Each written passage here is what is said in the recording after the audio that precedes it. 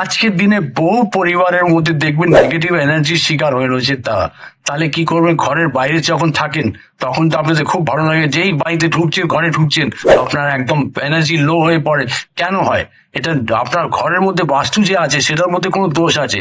Positive energy কিছুতেই বুঝতে পারছে না। আপনার বাড়িতে কেউ কিছু জিজ্ঞেস করলে হুঁ হ্যাঁ করছেন, কোনো হইচই নেই, কোনো আনন্দ নেই, মানে সব কথাতে আপনার মনের মধ্যে শুধু মোবাইলটি পড়ে আছে। ইট মিনস আপনি বুঝতে পারছেন রাহু কিভাবে আপনাকে ধরে রেখেছে।